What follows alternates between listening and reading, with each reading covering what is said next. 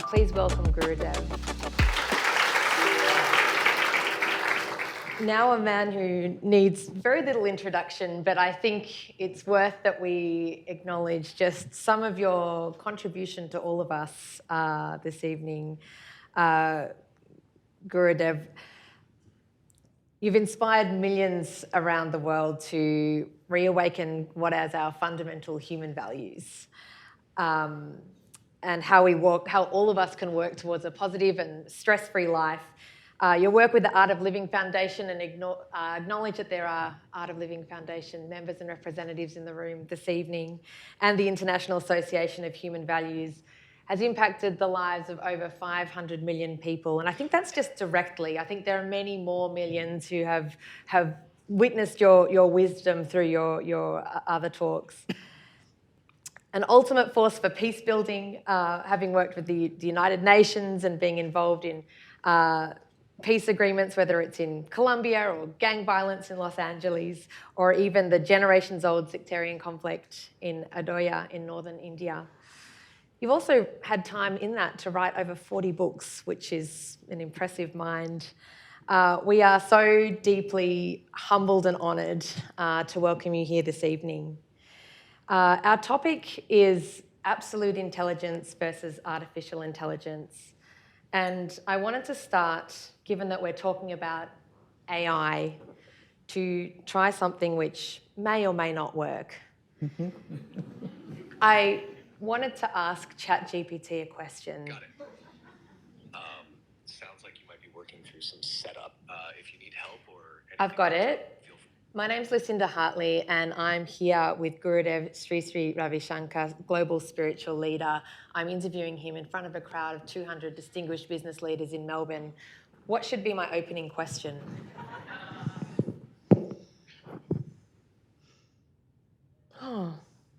Fortunately, I asked ChatGPT that question earlier today, in case of this moment. So it doesn't repeat the answer. It doesn't repeat the question. I don't know if many of you have used the audio chat, but I find it about 60% effective. So we still have a long way to go. But it did say, Gurudev, you've spoken often about the vast potential of human intelligence, intuition, and consciousness. In an age where artificial intelligence is rapidly advancing, how do you see the relationship between these two forms of intelligence evolving, and what can human intelligence offer that AI cannot?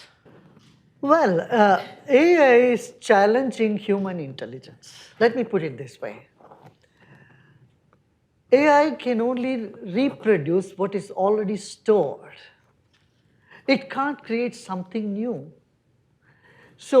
But human intelligence has a capacity to create something new, which is not already there.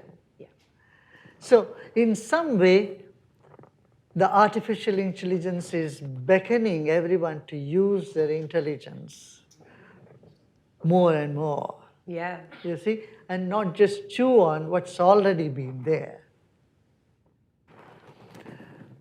It's intelligence to see there is intelligence in the whole creation. Yeah. Somewhere we forget to do that. We forget to recognize there is intelligence in the whole nature, in the whole creation as such. Today, fortunately, just last week, there was a research paper that came out in the Scientific American that they said, American scientists have found out that there is consciousness in everything. Every object has its own consciousness. Have you heard about that? How many of you heard about that? Yeah. So every object has its own consciousness. That means we suddenly see the whole universe alive in a very different dimension. So if everything has a consciousness, is there such a thing as absolute intelligence? Yeah. I would say, see, as a child, we had seen the whole universe as full of life, correct? That everything is alive. The tree is talking to a child, the animals are conversing, We see the emotional intelligence in almost everything. The moon is smiling and trees are speaking.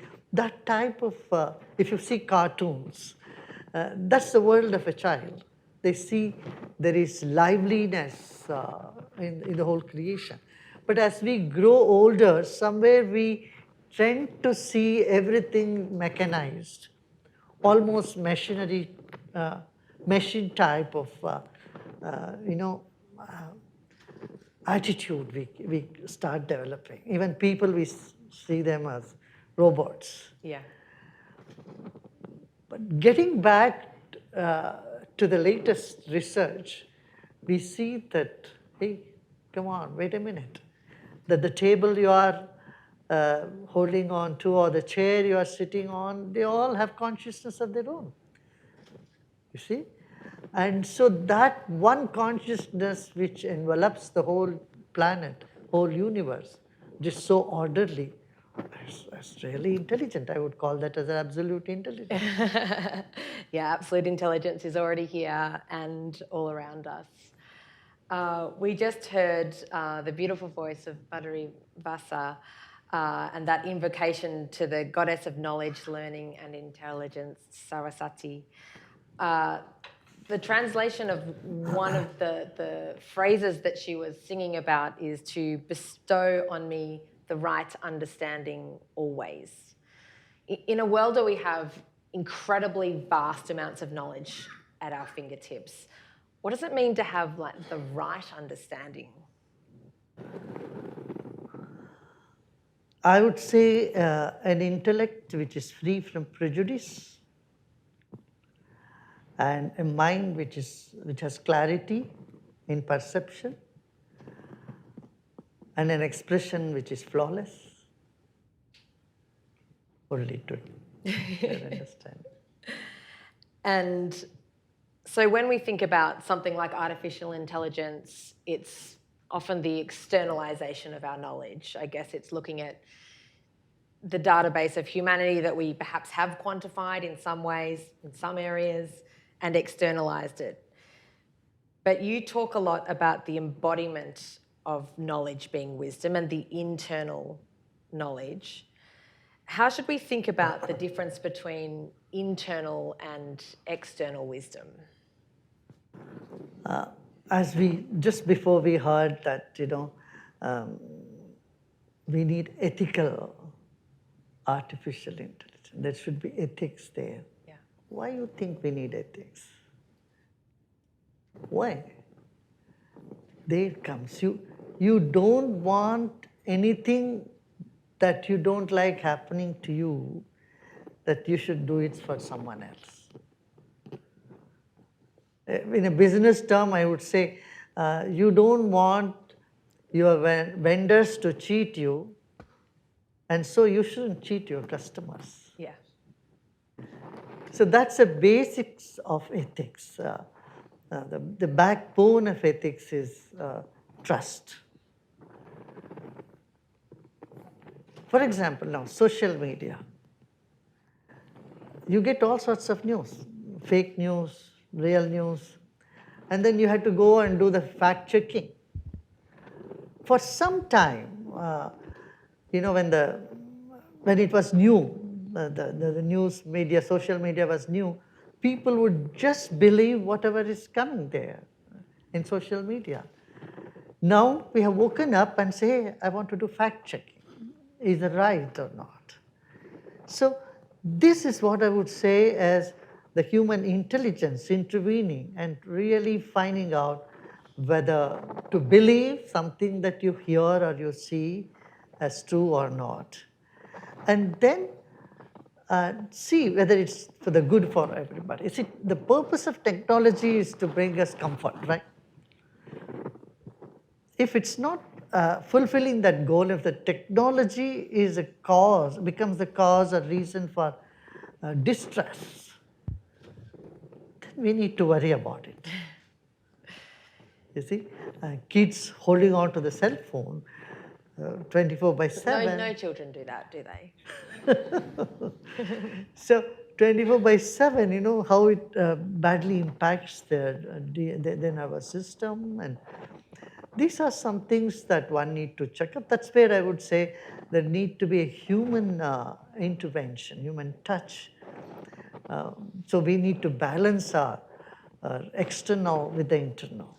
Otherwise, we suffer from insomnia and anxiety, depression, suicidal tendency, a host of all these illnesses which we have never heard before. See? Can you imagine every 40 seconds one person is committing suicide in this modern age? And this is something which we cannot accept as human society.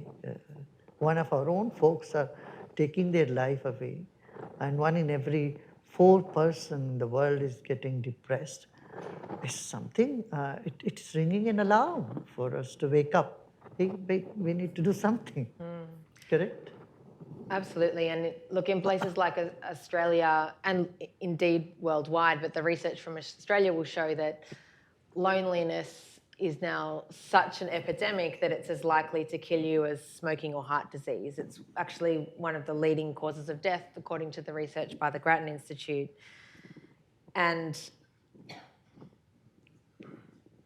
I'm interested to know how you think about issues like loneliness in a world where we are becoming more online. There are many different solutions now in the market where you can look at AI companions or you can look at other artificial companions. But from what I know of your work, this is perhaps unlikely to meet our need for loneliness. Loneliness is one such thing. It's, of course, post-COVID, the divorce cases have tripled in the world. Yeah. And so now to combat loneliness, let's see like this. A person is feeling lonely and he tried to find someone, and the other person is also feeling lonely. Two lonely people get together, they can't share much. They only share loneliness. In spite of being together, they feel completely lonely. You see, that's not the answer. So what we need to do, first find out from within us, ourselves, I would say just meditate a few minutes, go deep within you. And then you see the root cause of loneliness is stress and disconnectedness with yourself. So when you are disconnected with yourself, you can only, spread more negativity around you. So getting connected to oneself, I always say that human system is almost like the structure of an atom. We are made up of 35 trillion cells in the body and innumerable atoms. And the atom is the positive proton and neutron is in the center. The negative charged particle is only in the circumference. So our negativity is only in the circumference. So when we settle down, just be centered, we find that we become a source of joy. So then when two people come together with the spirit of giving or contributing to each other's life, then there is joy in life. Then you can get over the loneliness rather than trying to. So this requires us to slow down. And cool down. Around us, we're living in a world that's accelerating, and I think one of the research papers from Singularity University by Peter Diamandis, who's the founder of the X Institute, he said that it's predicted that we would experience 20,000 years of technological change in the next 100 years. That exceeds what we have coped with from an evolutionary perspective, from what our nervous systems have developed to cope with. What advice do you have on managing our relationship with knowledge and information in a world which is moving so quickly? It's a big boon to the current generation. In our generation, I think there are many from my generation here, we had to go to library and go through all those books and catalogs, and then it would take almost a whole day for us to get to the book, the topic, what we want from the library, and then read that book. But today, in their fingertips, all knowledge is available to someone.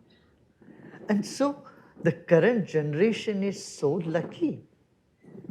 I would say they're so fortunate because all knowledge in the world is available right there. It's only how you put to use the knowledge that you have. That's where the thing is. Are you putting to use for greater good of humanity?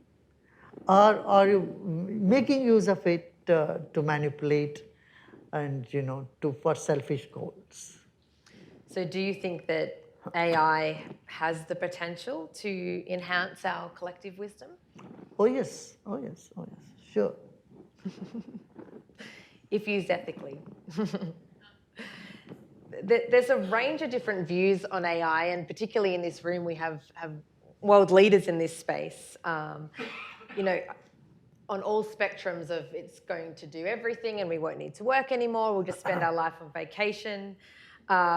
Professor Hinton, who won the Nobel Prize for advancing AI, his caution was, be careful. 2 words. And interestingly, Alan Paris, a 20th century American computer scientist, before the age of AI, said that a year spent in artificial intelligence is enough to make one believe in God. That's good. Yeah.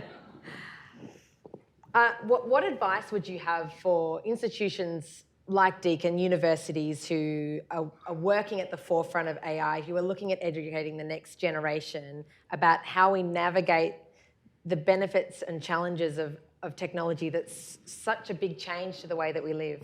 First of all, you don't need to be scared that artificial intelligence is going to take away the jobs of millions of people and will be jobless and blah, blah, blah. These sort of, I want to tell you when we were in high school, that's when the computer came, the calculator came. When the calculators came into play, the mathematic professors were very upset. They said, our students will be so dull, they wouldn't do a mathematic table properly, they cannot, recite by heart. And so they thought this is going to really create huge havoc, that we are going to regress in our intelligence because we will lose the ability to calculate all through our head, use our mind as a computer. But that didn't happen, you see. Science is only advancing and it will continue to advance. Here, the thing is, if you are free from stress, you will use it for good purpose.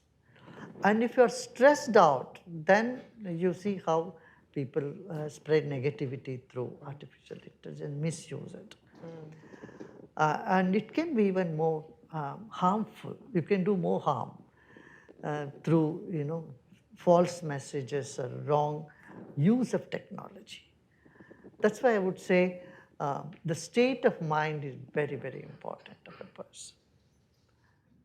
So in short, I would say we all want a violence-free society, right? We don't want people to use artificial intelligence to create more violence in the society. In US alone, per day there are 2.9 mass shootings. This is not something that anyone would wish to happen anywhere else in the world also, even in US. So this type of violence in society has to be quelled. In short, I would say violence-free society, disease-free body, confusion-free mind. You ask any youth anywhere, what do you want to do? I'm so confused. This is a common phrase people say, I'm so confused. You're confused about your career, you're confused about your job, you're confused about what subject you want to take, you're confused about your partner, your boyfriend or girlfriend, you're confused about your identity. This confusion is reigning so much in society, and And so I don't think it's very intelligent thing to have confusion in such big scale. No doubt, confusion is part of life, but if it rules your life, then it ruins actually. Then confusion-free mind, in, inhibition-free intellect. We have all different type of inhibition in the mind. Inhibition about gender, even just imagine in this century, 21st century, we still have gender bias in many parts of the world. So that's something, inhibition-free intellect, very important. We have bias against gender, about religion, about race, about language, even age group. People of certain age group will only listen to people of that age group only. You know, if you talk to kids, teenager, and if someone elder to them speaks to them, they just don't believe it so much. They say, they don't know. Gen Z wants to have their own club. So if we see this sort of gaps between the generation, I think it's not going to contribute to a harmonious society. So, violence-free society, disease-free body, confusion-free mind, inhibition-free intellect, trauma-free memory, sorrow-free soul. This is the birthright of every individual. And I think we all have to work for that. We all have to work for that. You know. And you have the opportunity to work with communities around the world with this message and opportunity. If we look around, when a lot of young people, I would observe, feel confused, they may turn online for answers, and many of us would do that as well. Is there a way that technology can help us with that confusion, or do you feel there are other solutions that we really need to be leaning into? Of course, you can use technology to find some help there, but human interaction is very essential. We need to sit with people, like to connect with people in real time. That's more important. See, because we're all vibrations. Technology doesn't give that vibration. You see, but with human interaction, we exchange that biorhythm or the vibrations, which are very important. Very, very important. Universities have a strong role to play in that campus interaction and bringing people together. Deakin is celebrating 30 years in India this week, and that international partnership and collaboration and learning. Universities are such an epicenter of knowledge. Do you have advice on what role universities like Deakin can play in helping build resilience for future generations? Universities are a place where you develop great personalities, great human beings. It should not be just a place where you create machine full of informations. We usually keep stuffing information in young minds, and they come out of the university and that's all they have, information. They are not a vibrant personality. It's all-round personality, which an emotional and a spiritual, emotional, or social being. Many aspects of an individual is overlooked in the university, generally, I would say.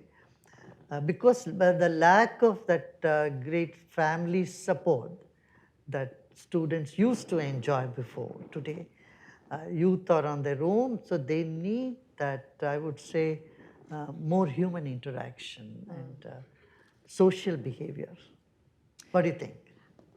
I think it's very important, as someone who's studied a lot of social research. I also think probably the academics in the room would say it's quite difficult to get people off their devices and to meet in person.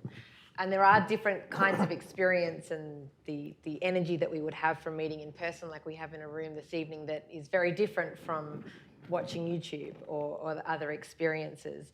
And it's something that we want to foster, but it is definitely a tension and a challenge as we move forward into a new way of living. We also have a lot of researchers in the room at the forefront of building AI at the depth of it, and without looking at that side of things, I'm interested to know from like a policy perspective or an industry context, should researchers should they be focusing on areas of well-being, or what advice would you have for? See, today the youth are swinging between two extremes. Either they are depressed on one side, or on the other side, they have an aggressive behavior. Between aggression and depression, there is a swing that's happening today. Some are very aggressive at the drop of the hat. They just lose their temper, and then, that's it. They blow up for nothing. On the other side, people become so lonely and get so depressed. So we need to find that middle path, bring them to that balance. I see resilience is something that youth can have, that they should know how to face the challenges, how they can work in tough situations, and how they are able to communicate and converse with people of various different mindsets. Usually people try to hang up with people who fit their mindset, you see. And the world is so vast, and there is ample number of type of people on this planet. So if you need to be a good leader in the society or be successful, whether in business or in profession, you need to know how you have to manage your own emotion, how you can connect with people of various mindsets. And these things, they can't learn through YouTubes or they think that this has to come to them in their life as a practical something. I think it has to get ingrained in them. And universities can be a very apt place for people to grow up in their, to develop their diverse personalities. What do you think?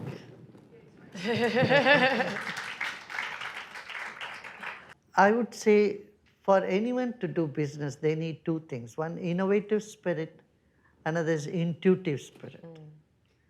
They need strong intuition. And intuition can come when their mind is calm, settled, and they're centered.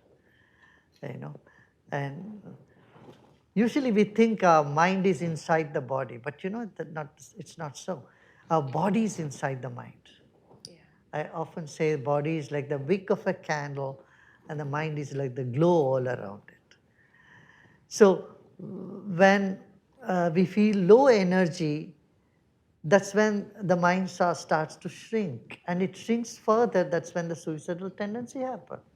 So if you increase what we call prana or chi, energy in you, then you feel stronger. You can get over the depression, all different negative tendencies, and become so stronger and expansive. And when you feel that expansion within you, then you get access to intuitive abilities. And innovation also can happen through that. Gurudev, Sri Ravi, Shankar, thank you so much for joining us this evening, for your wisdom, for your knowledge, challenging thoughts. Thank you very much for attending.